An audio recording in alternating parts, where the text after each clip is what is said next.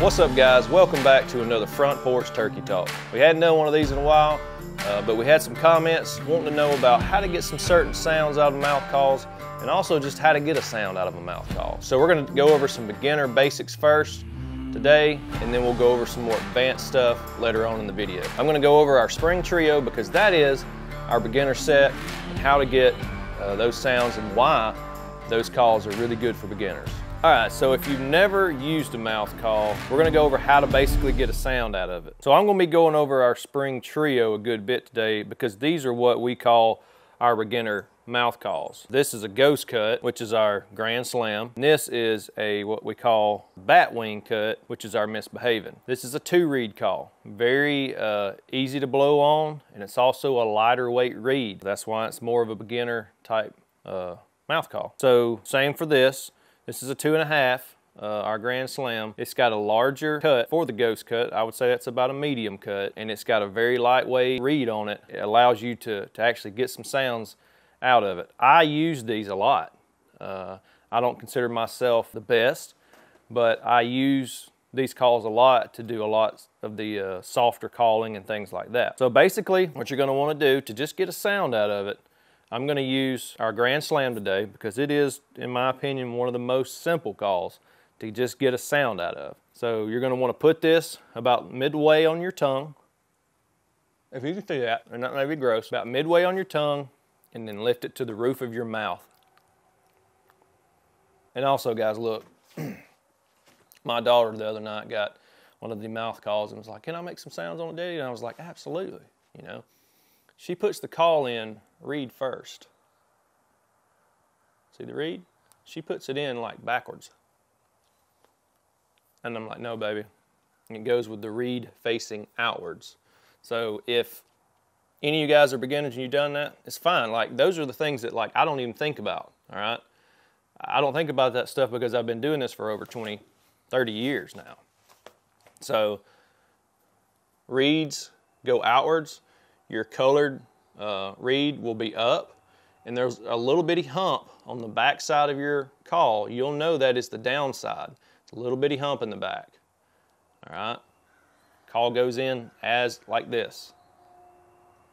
All right, so if you just close your mouth, once you have it in there, you have enough pressure on that reed already to just blow from your diaphragm to just blow across that reed. And so all I'm doing is just opening my lips to let that air come out, obviously, and that sound come out. But if that's not enough, like I say, I'm blowing from my diaphragm. If that's not enough, just put a little bit of pressure right up here under the reed and put a little air across it.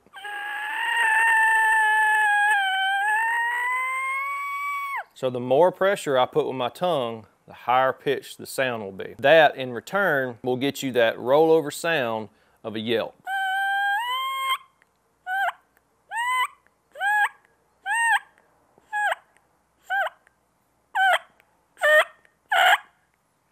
Harder you blow on it, you're gonna start to get some rasp.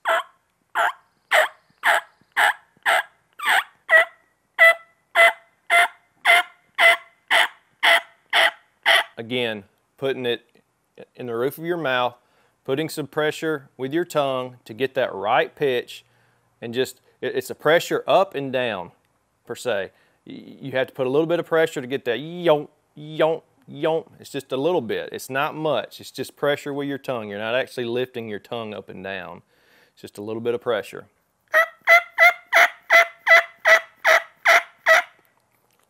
I like to work the yelps with my mouth as well. Just adds realism. That's the basics of a yelp, of a plain yelp. And a cut is basically just forcing air, like a chick, chick, chick, like you're saying chick, and you're just forcing that air across the top of that call, or the bottom of that call, excuse me.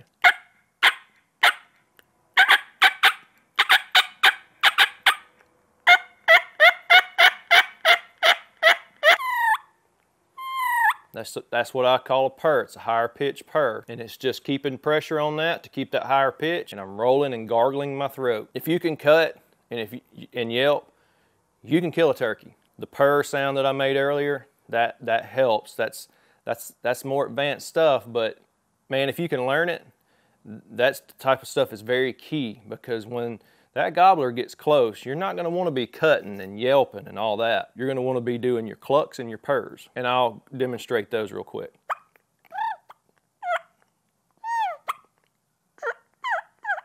That's softer clucking, purring, and yelping. That's what turkeys do to kind of communicate with each other when they're close proximity, feeding, and letting each other know where they're at.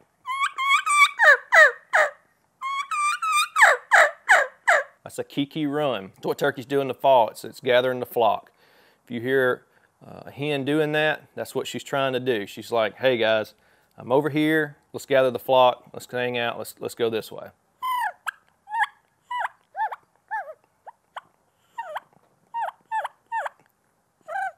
And I use this call specifically, the Grand Slam. It has very lightweight reeds. The larger ghost cut helps. It just allows for ease of use to get the higher pitch sounds and to get the rolls out of it for your purring and your whips and things like that. It doesn't take much to force air across it, and that's why I like it. Clucks, bubble clucks, purrs, whips, kikis, and then there's what I call a wee-woo sound that they make.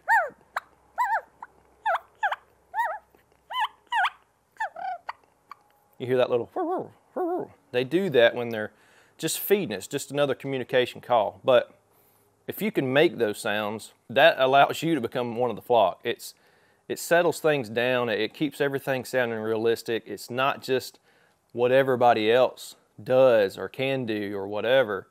Again, guys, very, very call specific for me.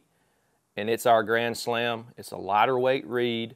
It's got the larger cutout for the ghost cut. Ghost cut is key for me to be able to do any of these things. For years, I ran bat wings and combo cuts and things like that, and could never just even imagine making some of these sounds. Got a hold of a good ghost cut and was able to start doing a lot more of these sounds. So again, very call specific for me. Some people can take their bat wing calls and they'll kind of turn them sideways in their mouth and blow across that flat part of the reed, and that's having that flat part of the reed is what gets the higher pitched sounds, the kikis, the whips, the whines, all the wee-woos, all that stuff. So that's what's important, and so for me it's blowing straight across and not having to turn the call or anything like that. With that being said, don't be afraid to move your call around. I personally can't roll my throat as well with the call back further back in my throat. I can do it better with it more off the front of my tongue. The call kind of sits like, here's the roof of my mouth. The call kind of sits in this angle, kind of like down on my tongue.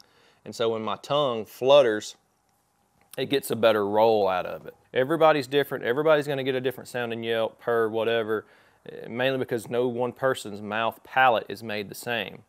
We do use a very flexible, lightweight tape for our mouth calls, which, you know, in the past, I used to always have to trim and all that, and I don't with these. I don't have to trim them at all. They're very lightweight, tape, can't even hardly tell they're in your mouth, but if you're a beginner, you're gonna tell. It may at first gag you or whatever, but put it in your mouth, try to get it somewhere that it doesn't gag you, put a little bit of pressure underneath, and like I say, I would start with our Grand Slam with a medium cut on it to just get some sounds. I'll run this Misbehaving. It's a 2 reed. It's very easy to use as well. It's going to be a lot more raspy. And you can even get down on this call pretty good, meaning you can cut and yelp with it pretty loud, pretty good. And look, guys, too, just another tip real quick. Keep these things in the refrigerator. Don't leave them in your vest, your pouches, whatever. But also, guys, in the morning, before you go in the woods, look, these reeds are going to be stuck together. So let me just show you real quick what this is fresh out of the refrigerator this morning. I put this in my mouth before I started the video and got the reeds wet so that I could run it good for you. All right, do whatever I want to on it. Watch this. That doesn't sound good. That sounds like a chicken or a dying balloon, whatever. All right, that's because your reeds are stuck together. All right, so I'm gonna get it wet again for you and show you what you need to do before you go in the woods and sit up under that gobbler, because he's gonna think you're just a dying chicken under him.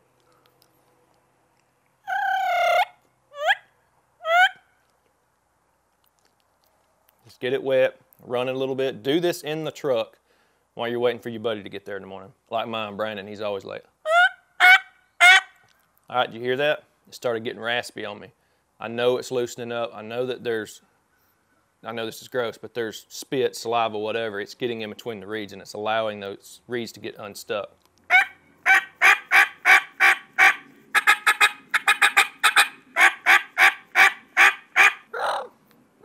So you hear how on a batwing, the purrs are a lot throatier, lower pitched sounds. That's, you know, realistic as well. It just really depends. Each hen sounds different, guys. There's so many different sounds that a hen can make, even individually. Not just another hen, but even individually. Hens, their pitches go up and down, and they can sound like a different hen the next day. It's incredible. So again, guys, this is our Misbehaving. It's a 2-reed batwing call. Very, very, very user-friendly to just pop it in, cut and yelp, and use it for your locator. And then, guys, I would use our Ghost Cut Grand Slam to do all your softer calling with. This setup, which is our spring trio, you have these in your vest, you're not going to be disappointed. You're going to be able to do everything you need to do and grow with these calls, guys. You're going to grow with them. So, Misbehaving.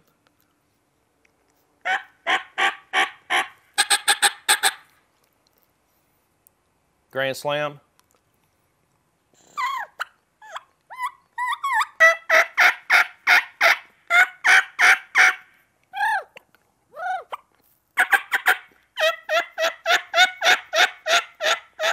All right, so we had someone say that they would like to learn how to whip. What I'm going to do is put a little bit of pressure point that I'm going to get that that whip sound, and I'm just forcing air across it real quick with my tongue and my diaphragm at the same time. It's just like you're just, it's like you're taking your tongue and you're going across the bottom.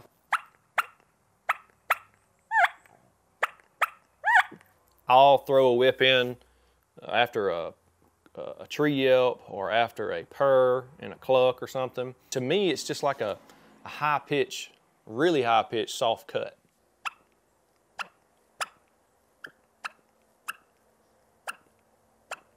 And all I'm doing, guys, again, air pressure with my tongue, just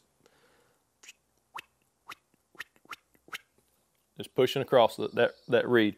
And again, Ghost Cut is very specific for me, and I feel like that's going to help everybody. All right, so the wee woo sound, I'm going to just show you how you kind of find it, and it's just maneuvering your tongue. Wee woo, wee woo.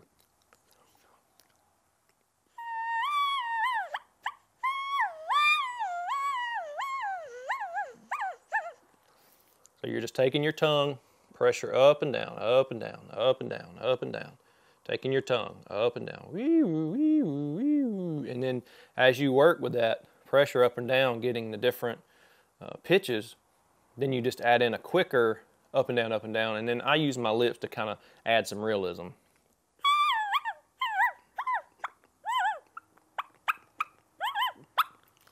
So whips, wee woos.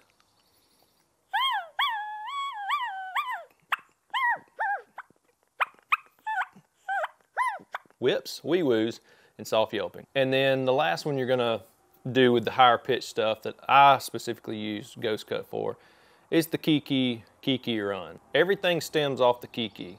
Everything stems off of that pressure to get those type sounds. And so kiki, and then yelp, yelp, yelp.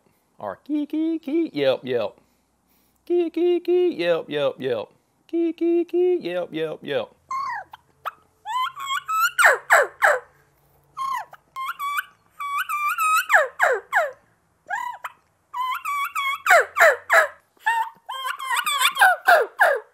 The kiki run. All right, guys, that about wraps it up for this Front Porch Turkey Talk. You can head over to the website, pick you up your spring trio today, and get started at becoming a better turkey caller, guys. If anything in this video helps you, please hit that thumbs up button. If you're not subscribed already, smash that subscribe button. Stay with us for some more Front Porch Turkey Talks. We hope everybody has a safe spring, successful spring. And guys, if you got anything else that you want to know or learn or anything like that, communicate with us in the comment section below. Subscribe to stay in tune. We're going to do a lot more front porch turkey talks. And guys, if you have anything that you want me to go back over, expand on in any way, please feel free to communicate with us. We love helping people get better at their calling and with hunting techniques and tactics and things like that, guys. Anything that you want to go over, just let us know, and we'll be glad to do a video for you. And we'll see you guys next time for another front porch turkey talk. Y'all have a good one, guys. My neighbor over there is wondering what I'm doing, calling up the old turkey toms in the yard. Hey. Harmony Game Calls, custom handmade game calls. You can find us on the web at www.harmonygamecalls.com.